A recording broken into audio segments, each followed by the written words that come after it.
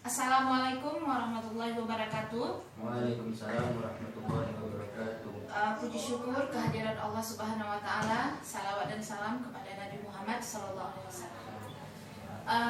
Terima kasih kepada bapak-bapak yang sudah berhadir di acara Pemilu Development Session kita pada hari ini. Terima kasih ya sebelumnya bapak-bapak. Baiklah, sebelum kita melanjutkan sesi kita hari ini, saya mau mereview materi kita sebelumnya. Apakah masih ingat bapak-bapak? Apa yang diingat coba?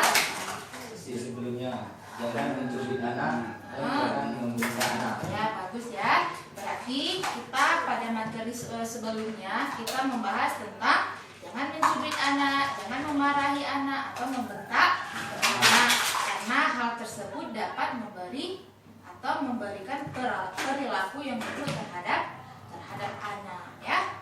Nah, pada hari ini kita akan mempelajari tentang modul 2, pengelolaan keuangan dan perencanaan usaha. Nah, pada sesi ini kita juga akan membahas tentang mengelola keuangan keluarga. Nah, sebelum kita memulai materi hari ini, alangkah baiknya kita semangat dulu ya bapak-bapak ya, supaya nggak loyo-loyo, biar semangatnya ada ini ya. Nah, kita punya yel-yel ini. Nah, kalau saya bilang uang tidak cukup, maka dijawab ya diatur dong ya bapak-bapak ya. Nah, sekarang kita mulai ya. Uang tidak cukup Ya diatur dong. wah, mantap ya.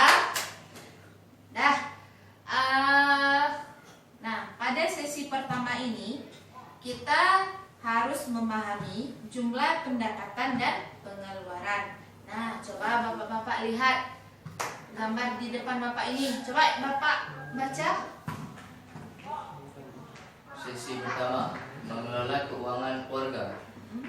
Pak, ibu benar-benar tidak punya uang. Duh, bagaimana nih? Kebutuhan anak-anak harus dipenuhi. Belum lagi untuk belanja sehari-hari, bayar listrik, pulsa telepon, sabun, rokok, bayar utang ke warung, arisan. Pusing. Ya. Nah, dari hal ini apa yang didapati ibu bapak-bapak? Apa yang bisa ditanggapi? Uang tidak cukup. Tentang pendapatan uang yang tidak cukup. Nah, kenapa hal ini terjadi? Karena kita tidak memahami seberapa pendapatan kita, seberapa pengeluaran kita. Maka disinilah akan terjadi seperti gambar di sini. Wah, ternyata Ibu Dewi, Ibu Lili tidak cukup uang untuk bayar uang arisan, uang pulsa, uang rokok, uang jajan anak-anaknya, ya kan? Semua tidak cukup. Kenapa? Karena hal ini tidak searah dengan pendapatan dengan pengeluaran. Bisa jadi pendapatan yang didapat oleh Ibu Lili ini itu sudah dihabiskan dengan pengeluaran yang sia-sia. Maka di sini kita memerlukan bagaimana menyusun anggaran. Nah, bagaimana kita menyusun anggaran? Itu menyusun anggaran kita harus tahu bagaimana kebutuhan yang memang betul-betul kebutuhan atau keinginan. Nah, kira-kira menurut bapak-bapak, apa kira-kira pembelian kita yang kebutuhan dengan keinginan? Coba diskusi dulu, saya beri kesempatan 2 menit ya. Sudah Pak ya? Nah, coba bapak sebutkan yang mana kira-kira yang itu keinginan. Contoh keinginan seperti kita ingin membeli sepatu dan tas. Ya, bagus ya. Kalau menurut bapak, apa yang menurut bapak itu kebutuhan? Contoh kebutuhan membeli beras, beli gas, bayar listrik. Ya, hal ini kita harus membedakan yang mana kebutuhan, yang mana keinginan. Tahu bapak-bapak apa tujuannya? Supaya kita nanti bisa menganggarkan yang mana kebutuhan, yang mana keinginan. Artinya kita ketika ada uang masuk, kita didahulukan untuk membeli kebutuhan, baru nanti keinginan jika ada lebih uang. Misalnya nih bapak-bapak ya, bapak-bapak hari ini dapat uang 100.000. Nah, beras habis, gas habis, sepatu sudah bolong. Yang mana kira-kira yang harus kita dahulukan? Beli beras, terus beli tidak cukup maka tabung dulu ya. Berarti bapak-bapak harus pahami yang mana keinginan, yang mana kebutuhan ya. Nah, selanjutnya apa tujuan kita supaya mengetahui yang mana kebutuhan, yang mana keinginan? Itu tujuannya untuk mengendalikan anggaran. Nah, mengendalikan anggaran artinya ketika yang tadi saya beri contoh, ketika bapak-bapak mendapatkan uang 100.000, ketika bapak tidak cukup dalam bahan pokok dan tidak cukup dalam keinginan, apa yang didahulukan? Maka disitulah munculnya. Nah, sekarang saya beri kesempatan, coba bapak sebutkan, misalnya seperti contoh saya tadi. Oh, misalnya bapak dari sawah uangnya 75.000.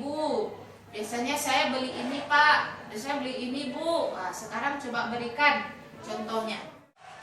Nah, biasa bapak kalau dari sawah berapa dapat uangnya? 100.000. Biasa digunakan untuk apa? Membeli kebutuhan. Contohnya? Beras, Ya. gas, Ya.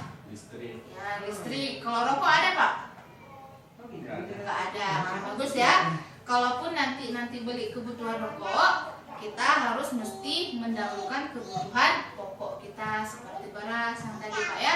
Jangan sampai nanti begitu dapat uang kita membeli yang tidak butuh pada hari ini ya. Nah, misalnya kayak rokok itu kan masih bisa disisihkan, tidak mesti hari ini juga tidak apa-apa ya. Yang penting kita beras dulu, ikan, apa yang memang harus dimakan oleh keluarga, nah, ya. Nah, pada sesi ini yang harus diingat adalah bagaimana kita mengatur keuangan. Mulai dari kita mengetahui yang mana kebutuhan, yang mana keinginan. Bisa jadi seperti ini. Kalau bapak mau, kita buat buku kas harian namanya. Nah, kita catat di situ. Hari ini saya belanja ini, uangnya segini. Atau mungkin bapak mau tipe merek amplop, misalnya dalam satu amplop ditulis uang untuk jajan Ibu Dewi seperti tadi. Dewi, Ibu Lili untuk anaknya Dewi dan Agus, ya kan? Nah, itu juga bisa sistem amplop. Ngerti Bu, Pak ya? Sistem amplop artinya kita dipilah di sini. Misalnya ini satu amplop untuk uang jajan anak, satu amplop untuk uang listrik, satu amplop untuk uang beras. Itu juga bisa dilakukan. Nah, pada sesi ini kita bisa mengambil kesimpulan. Coba baca Bapak Harzun. Pintar mengatur penggunaan uang keluarga. 1. Hitung jumlah pendapatan dan pengeluaran dalam 1 bulan. 2. Upayakan jumlah pengeluaran seimbang dengan jumlah pendapatan. Poin pertama, bedakan pengeluaran untuk kebutuhan dan keinginan. Yang kedua, kurangi, tunda atau batalkan keinginan. Nah, kita lihat dari sini. Di sini juga dikatakan pintar mengatur penggunaan uang keluarga. Nah, ketika kita mau uang keluarga kita cukup, maka kita harus hitung pendapatan dengan pengeluaran dalam 1 bulan. Seperti tadi, ya kan? Oh, sebulan ini saya dapatnya segini. Atur terus pengeluarannya. Yang kebutuhan dulu bapak-bapak ya. Yang mana kebutuhan kita? Oh, beli beras, beli gas, bayar listrik, atur dulu. Nah, disinilah kita jumlah pendapatan dengan pengeluaran. Jadi kita tahu kita pendapatan 1 bulan kita biasanya. Oh, bapak bisa Pak Arzun biasa pendapatannya per bulan atau per hari? Per bulan. Per bulan. Oh, misalnya Bapak Arzun per bulannya ada 1 juta. Anggarkan, ya kan? Kita anggarkan. Langsung kita lihat. Ternyata pendapatan Bapak dengan pengeluaran Bapak seimbang. Maka cocoklah dia. Karena kalau kita tidak buat seperti ini, bisa-bisa jadi uang yang kita dapatkan kita hambur-hamburkan. Makanya terjadi tadi kayak cerita yang tadi kan, uang, kenapa Ibu Lili tidak cukup uang? Ternyata uangnya dipakai kemana-mana. Jatah uang jajan dipakai untuk beli rokok. Itulah yang tidak ada. Nah, yang kedua, kita harus bedakan pengeluaran yang mana kebutuhan dan mana keinginan.